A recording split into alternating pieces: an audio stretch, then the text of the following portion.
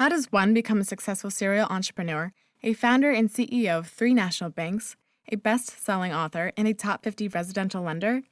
We're familiar with banks, but what actually goes into starting one up? Jim Dyche, now co-founder and CEO of Teraverde, seems to have it figured out. He was previously the co-founder and CEO of American Home Bank Division of First National Bank of Chester County. Under his leadership, American Home Bank was named one of the fastest-growing private companies in the United States by Inc. magazine and a top 50 national residential lender by American Banker and National Mortgage News. Jim has served on the board of publicly traded and privately held banks and non-bank companies. He is a frequent industry speaker and a best-selling author. Meet the leaders shaping the new era of credit. This is the VantageScore podcast. Today, we talk to Jim Dyche, co-founder and CEO of Teraverde. So the reason I started a number of companies goes back to my grandfather showing me that $100 bill and says, you have to earn this. And my grandfather was an entrepreneur. He went bankrupt in the Great Depression. He got back on his feet. He became a real estate investor. He owned radio stations. He owned a cab company. He was a developer. And he retired at age 50 and lived till 84 and just loved the fact that he was a capitalist and he was proud of it. I think that rubbed off on me because after working as an auditor at Arthur Andersen, it's great, but auditors look backward, not forward. I wanted to look forward and I wanted to build things. So my very first business was renting microcomputers. And a friend of mine got together with me and the IBM PCs had just come out. And what we ended up doing was buying them in bulk and leasing them on a short-term basis to a number of companies. We built that business up, sold it, made some money, and I said, this is really good. You get to do something fun. You get to control your hours. You can make money during the day, and then when you sell it, you harvest those accumulated gains. And from that came another series of companies. So put together a couple tech companies, sold them, did 3 banks, sold them, and then did Teraverde in 2011. So I got in the mortgage business accidentally. I was working in the capital markets for an international electronics manufacturer, and a very dear friend of mine said, Jim, we have this bank and it really needs someone that has financial acumen. Can you join it? And I thought that would be interesting to do. So I joined the bank as a CFO. And the bank was engaged heavily in mortgage banking. About a year later, the opportunity came up for the board to say, we want a new president to take us in a different direction. So I became president of a bank. So I went home and said, hey, honey, I'm president of a bank. And she said, well, what do they do? I said, I don't know. I'll let you know once I figure it out. But it was pretty easy because it was capital markets based and it was secondary marketing based. So from there, we operated the bank for about 4 years and ultimately sold it to PNC. And then I decided that was fun. I'll start another bank. So I started another bank and we operated that bank until 2000. And that bank was sold to M&T out of Buffalo. And so that was great. So we started another bank in 2001 and operated that through 2011. And ultimately that was purchased by Susquehanna Bank. And then Susquehanna was purchased by BB&T. And at that point I left and got into the professional services business and the technology business. One of the things that amazes me is to think of how easy it is from a credit standpoint to get a credit card. You go online, credit score is some other information is obtained, and within 30 seconds you have an approval. Sometimes for $30,000, $40,000, $50,000 of unsecured credit. That's it. It's done. When you go in and buy a car, you talk to the dealer about the car.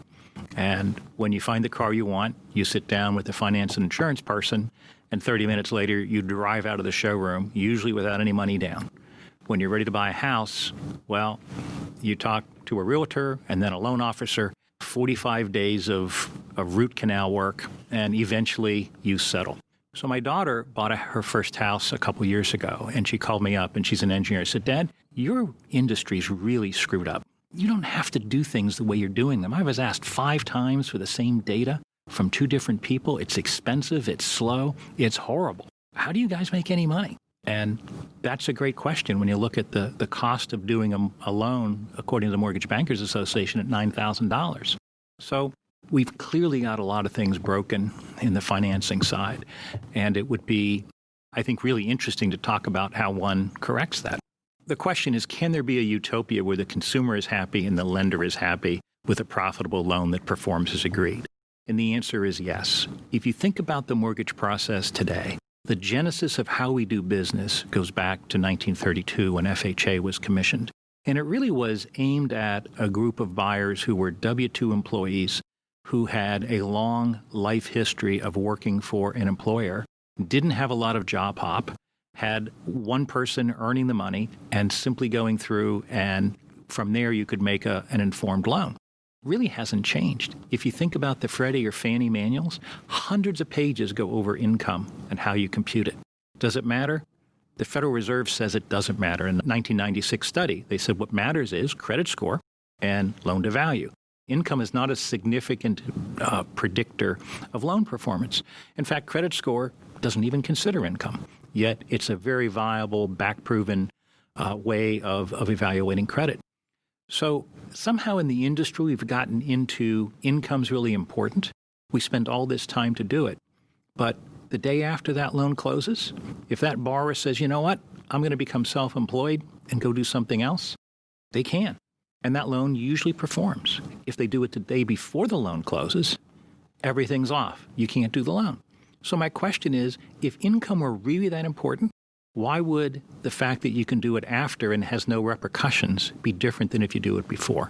What it says to me is credit score, loan to value, the credit history of the borrower really drives loan performance. And all of this time and energy put in is just an artifact of a time gone by. Why should a loan backed by real estate be treated different than a loan backed by an automobile or a loan backed by the unsecured signature of a borrower? They're all the same borrower, yet you evaluate credit in a different way. It's crazy. When you think about how much time and labor goes into doing a mortgage loan for the secondary market. The MBA statistics suggest that it costs $2,600 to process, underwrite, close that loan. That's operational labor, no sales cost, no marketing cost. That's just the touch labor to do it. General Motors builds a Buick SUV for $2,300. So you can build a car that has a 4-year bumper-to-bumper warranty that comes out and is perfect when you pick it up. Drive it for 4 years, do maintenance, and it performs as agreed. Yet we take $2,600 to create a file, and then we go through the hassle of then trying to sell that file, go through post-closing, pre-funding QC, investor STIPs. And the amount of money that's spent on that non-value-added effort is just crazy. So the industry has to say, paper out, data in. And it's really hard, because 75% of the costs of our industry revolve around labor. And that's a really, really hard thing to transform. But if you think of the credit card business, that loan is made and decisioned and not touched by a human. When you think about the automobile industry, that auto loan or lease is made, perhaps reviewed, but not touched by a human. When you do a mortgage loan, $2,600 of human touch labor. That's 70 hours. That's a lot of time. Does it improve credit performance? I don't think so. The mortgage industry has really two things that I think are different than the credit card or automobile space. And the first is there's a heavy federal component to it. As a matter of national priority, Congress has commissioned both the Ginnie Mae and Freddie Mac and Fannie Mae prior to their conservatorship to function to create credit for low to moderate income buyers and to facilitate the ease of financing of houses throughout the country, which is a great mission. What's happened in the interim is the political process has crept in. Now it's not just financing a home. It's hitting certain targets. It's having certain social objectives to do, which are fine, but that adds a layer to the financing of the business. The second thing is the federal bureaucracies simply don't ever reduce paper. It's just not in their nature. Congress has not eliminated a law in a long time. You just keep layering on requirement above requirement above requirement. In 1996, Leyland Brenzel, who ran Freddie Mac, introduced a product called Loan Prospector. And we were one of the launch partners with Loan Prospector. In the press release, Leyland said that this will cut the time of approval, cut the amount of paper, and reduce costs by 50%. So that was 1996. At the time, it cost about $1,000 to do a loan. Here we are in 2019. It's now $9,000 to do a loan. In 1996, that credit file was about an inch and a half thick. Today, credit files can run 3, 4, 5, 6, 8 inches, depending on the complexity. So did technology help? Absolutely not. What we've done is take Loan Prospector or Desktop Underwriter and then layered on all kinds of continuing documentation requirements, irrespective of the fact that much of that documentation really doesn't add to the credit decision. So those two factors, the fact of that federal mandate coming from the housing agencies and the political process, has just created a morass of paper and a morass of regulations, which, although well-intentioned, simply provides glue that slow down the wheels of progress. One hopes that the changes that can come, particularly in GSE reform, would focus on, first of all, reducing the amount of documentation, paper documentation, to that which really is predictive of loan performance. Second, to increase the adoption of direct source data that's trusted data coming from a third-party repository, whether it's a bank or a credit bureau or a credit score provider. And by getting that data as a trusted data source, as first-generation data from a third party, one doesn't need to verify it. If you can then just use that trusted data and make credit decisions to the greatest extent possible from trusted data, you begin to look a lot more like an auto lender. Now, you still have the disclosure requirements from TRID. You still have all of the other disclosure requirements from the alphabet regulations that the federal regulators have put forth. And that paper is going to continue forward because it's just unlikely for a regulator to say, hey, this is useless documentation and disclosure. You know, there's a lot of discussion about a potential recession coming in the next 3 months, 12 months, 24 months. And what the industry, I think, has done to protect itself versus the last meltdown is that there has been a lot of responsible lending.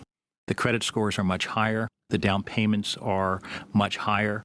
The amount of care that goes into the valuation process of homes is much higher. So there isn't that built-in excess where there's a credit overhang of borrowers that are on the edge, the recession comes, and they simply can't continue to go forward.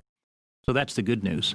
The bad news is there's a lot of people who could afford a home but have been excluded from the home buying process because the ability of the current mechanisms within the GSEs and HUD don't necessarily recognize, for instance, the source of income that may be coming from multiple gig jobs, or there's multiple borrowers who may not occupy in the house, but nonetheless, they pitch in to help the family. The secondary market isn't set up for make-sense lending right now.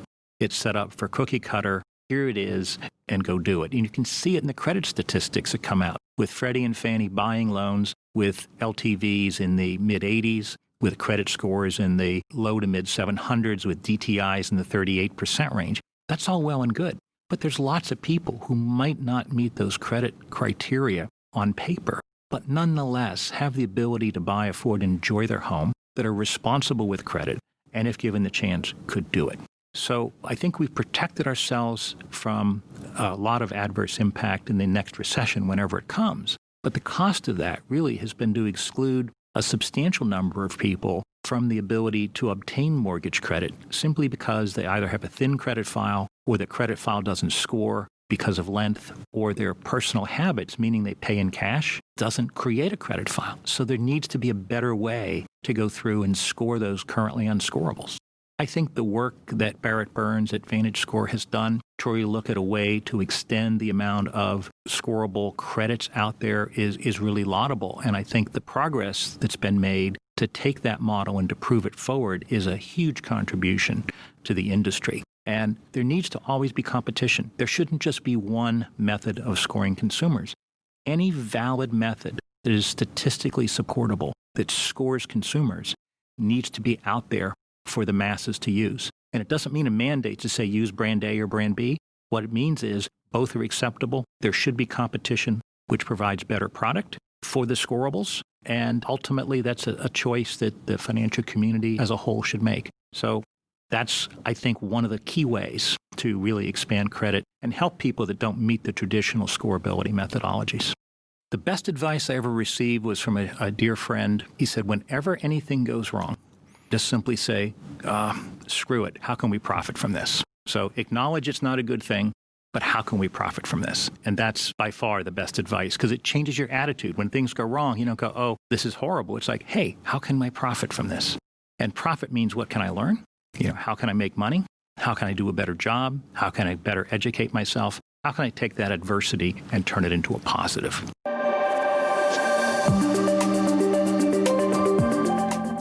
So the pieces of advice I'd give, the 3 pieces of advice. Number 1, you got to be a lifelong learner. I learn so many things every day. And if you're open to learning, there's so many things you can learn just from people interaction. You learn about where they come from, how they relate, how they think. And that is just one of the most powerful things you can do. Second, you really have to think about the way things are doesn't have to be the way things continue to be. So if you're an entrepreneur and you see something and say, this doesn't make any sense, don't just say it doesn't make any sense. Take the next step, which says, and what can I do about it to make it better? And the third part, and the third piece of advice is, never give up. If you haven't failed, you really don't know success. You have to keep going and fail. I think of my grandfather who went bankrupt in the 30s. He just got up and did it over. And, when you get fired from a job, any adversity you get, you just got to get up and say, I refuse to fail. And failure is a state of mind, and success is the opposite of that. It's simply saying, I will not be denied, and I will go forward, and I will succeed no matter what. This podcast is brought to you by VantageScore Solutions, a higher level of confidence. Thanks for listening.